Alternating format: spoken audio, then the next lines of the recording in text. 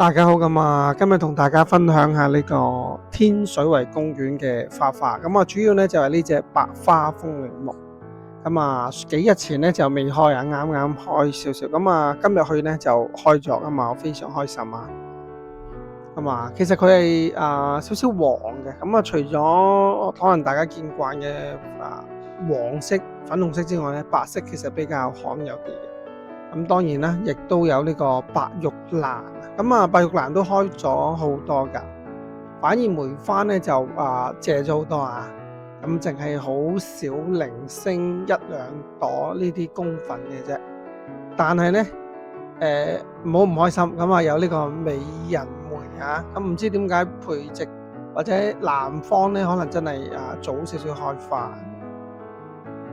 喺櫻花方面呢，何津櫻呢，其實就亦都係尾聲啦，但係呢，亦都好多人喺度影相啊。雖然佢謝咗仲有啲花開嘅。比較好嘅消息呢，就係呢個東京櫻染井吉野櫻呢就開咗，係啦，白色嘅。但係呢，呢隻就唔多㗎。大家唔好期望咁高，佢都係啱開冇幾耐啫。另外呢隻呢就係大家比較熟悉啲嘅周府垂枝櫻啦。我今日呢就喺天水圍 E1 嘅搭呢個輕鐵兩個站，係啦，705，跟住呢就去到天湖站落呢，就行過去就近，即係等於我平時行去嘅另外一邊啊。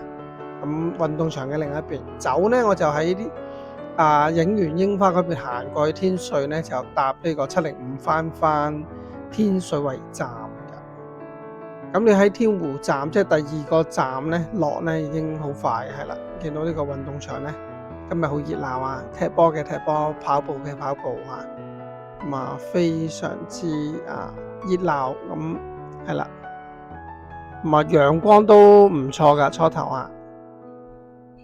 我今日比較早少少，1點零到啦，已經去到啦。同埋搭車就如果有車呢係好快，幾乎比我行路呢就快11倍到啦，10零分鐘到。我今日預計呢去嘅地方比較多啲，所以呢就多少少搭車。行過去嘅時候呢，係啦，而你已經見到呢個白花風鈴木。非常之靚。呢隻或者叫粉白風鈴木啦。主要呢都係生長喺呢個巴西嘅濕地入邊嘅。亦都有啲分布喺呢個阿根廷啦。少量呢就會喺呢個巴拉圭呢就發現嘅。喺香港白花風鈴木呢其實少見啲。主要都係天水圍公園啦。同埋城門河畔有2棵啦。但係呢，我見上年呢天水圍公園呢係種多1兩棵嘅。隔離呢亦都有棵矮少少呢都開咗少少，係啦。呢一棵呢雖然都有少少高但係呢其實佢都即係樹齡都係偏後生少少嘅。比較高啲咧，就可以10幾米。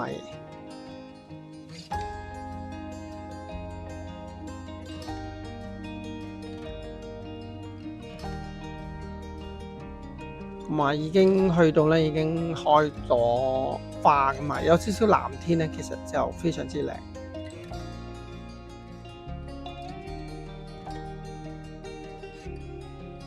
白色原來都係罕有啲，同埋佢個花呢話說都係比粉紅風鈴木啦，或者係黃花風鈴木呢係少啲嘅。所以呢如果影到呢個呢就都幾開心。我見過有一年呢係啦黃色同埋粉紅色呢可以喺同一個天空或者鏡頭wide angle影到㗎。不過呢，今年就難少少啦。黃色呢暫時就未見。洋紅或者紫花風鈴木呢嗰隻就早啲啦，有啲。而家呢公園都有啲開緊嘅。見呢樹上呢就好多小蜜蜂喺度嗡喺度揾食啊。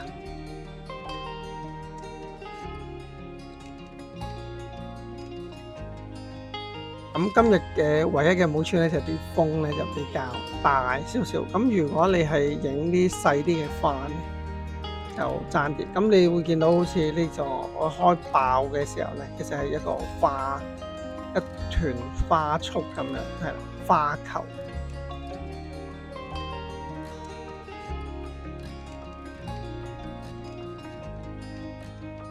咁佢好得意嘅，咁啊圍繞住一個圈咧，咁樣散開嘅，係啦。喺下邊睇咧就會咁樣。咁當然啦，咁如果佢開得好盛放嘅時候咧，其實就遮住晒佢嗰啲嗰條釘。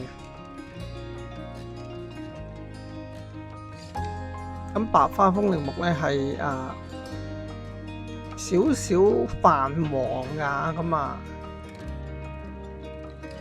有啲唔同嘅。咁可能初頭咧，會覺得咦會唔會黃花？但係咧好明顯，其實你會見到慢慢咧，佢係比較係啦，主要有啲白色咁樣，圍繞住都幾靚㗎，係啦。有啲小蜜蜂喺度幫襯下啦。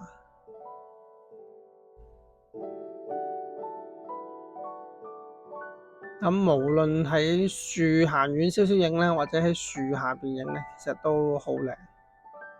咁見到下邊少少嗰啲咧，就係未開花。咁樹上嗰啲咧就開咗先。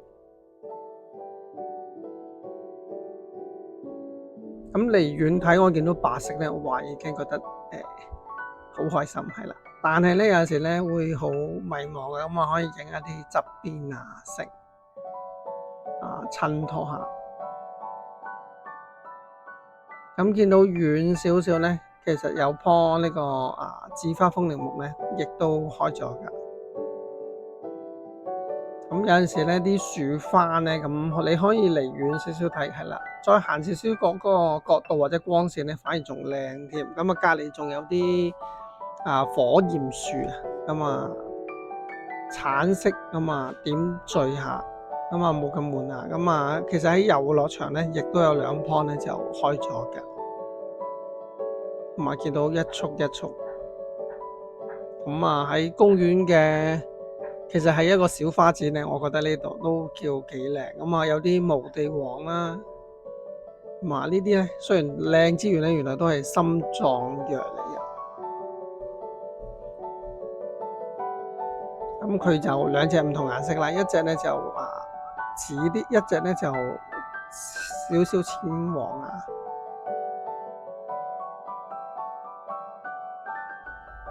咁你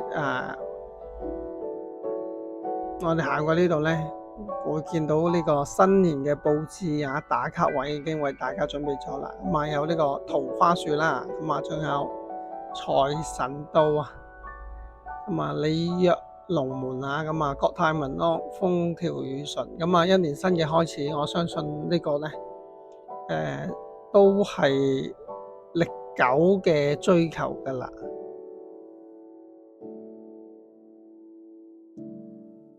行過去之後咧，就過嚟睇下呢個。行上去咧就係白玉蘭，左手邊咧就係呢個行過咧就係梅花同埋櫻花嗰邊。白玉蘭咧，其實佢個樹身咧就比較少啲，但係咧就開得咧就白花已經掛滿樹啦。杜鵑花都好靚，所以咧忍唔住咧就影下。見到呢棵比較，其實佢個樹幹咧，其實就應該係2米幾3米度嘅，偏即係細小嘅。但係大家見到啲花幾咁誇張。不過今日比較可惜啲嗰隻雀仔 model 咧就唔見咗。可能咧太多師兄師姐咧圍繞住棵樹喺度影咧，所以佢都可能就驚咗。呢隻花咧喺可以喺零下幾十度都生長到不過咧就比較慢啲。如果喺北京嚟講咧，即係啲凍啲嘅環境咧，就4、5月咧先至開花。喺香港咧，我哋2月咧咁啊已經開咗噶啦。咁佢仲有一個名，好似叫迎春花一類，係啦。咁因為佢係喺北方比較早春咧開，叫早春花，好似咁比較早啲開嘅花之一嚟嘅。咁呢一棵咁唔大嘅樹咧，白玉蘭咧咁好靚，咁我都忍唔住影下。咁呢啲通常喺高位先影到嘅啫，咁呢度低少少咧都可以影㗎。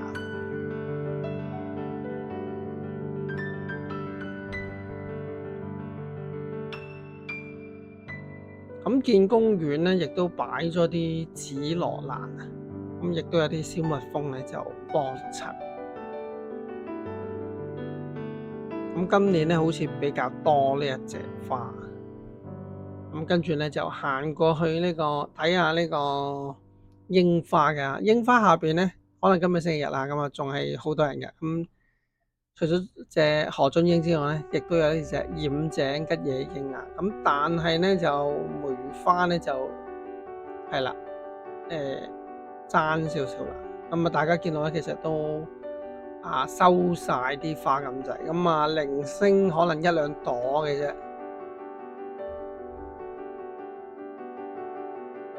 所以咧，你見梅花呢邊咧係冇人嘅。咁隔離白色嘅櫻花咧就開咗。雖然咧比較可惜啲，大部分都早啲收啊。咁啲花其實因為可能但係咧我仲揾到1、2朵嗰啲睇得下嘅公粉嘅，係啦，就喺呢度。咁好消息咧就係呢個美人梅呢個混血美人咧就已經見到佢個蹤影啊。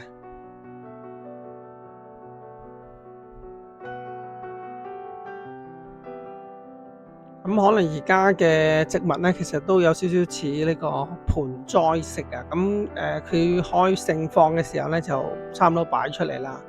跟住咧一開完咧，其實只不過可能擺2個星期到，其實就啲花咧就可能已經好快謝。咁一嚟香港個環境就其實就唔算係適合啦。第二佢本身都係異植。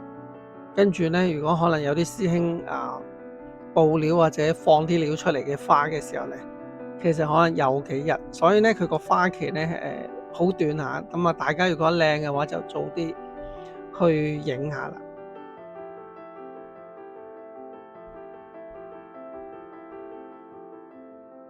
咁有陣時咧都睇下有冇緣分嘅。咁好似上次去大埔海濱公園咧就。係啦，有櫻花啦，但係咧只不過係啱啱種嘅，咁開嘅重返櫻咧，亦都比較少嘅。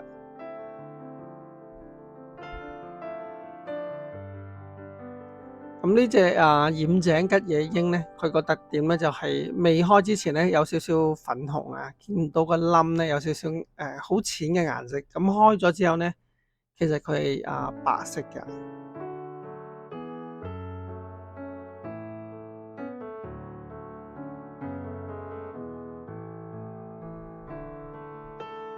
咁呢一隻就又叫東京櫻啊。咁喺日本咧，主要就係呢隻櫻花。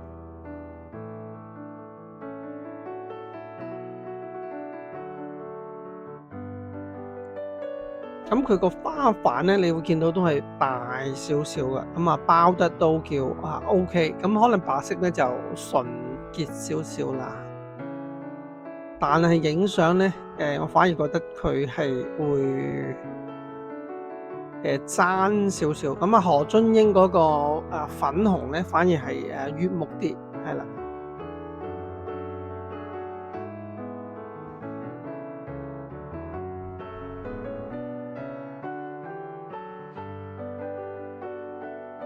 咁跟住咧，隔離亦都有隻周之府嘅呢個垂之櫻啊。咁呢隻喺城門河畔咧都有嘅，即係喺石門嗰邊。咁呢隻咧絕對係為呢個打卡人士啊，或者我哋手機咧近近地影或者觀賞咧嘅易設㗎，咁啊啲花咧會垂落嚟㗎嘛，觸手可及㗎嘛，已經可以影到，所以咧就非常方便。咁啊隔離嘅河津櫻咧，雖然大部分落咗啊，但係咧好多人咧都喺下邊影嘅，咁偶然其實都有啲可觀性嘅，又唔係話完全冇得影啊咁啊。有啲仲啱啱開冇耐啦，咁啊未收㗎。咁識欣賞咧，咁啊有啲人咧亦都覺得咩風吹雪係嘛？即係企喺下邊咧，偶然一陣風吹埋嚟咧，咁啊啲花瓣隨風而散落地下咁樣，好似櫻花雨咁樣。咁當然就冇幾日前咁靚啦，所以賞花咧，其實有陣時都係要有啲緣分啦，同埋要快少少㗎，咁啊謝得都比較快啲。咁啊淋花謝了太匆匆啊，咁啊人生有陣時都係嘅，咁啊不過開心完咧就算啦，咁啊我哋都係一個大自然嘅記錄嘅啫。咁啊今日分享咁多，大家有時間咧可以行下，拜拜。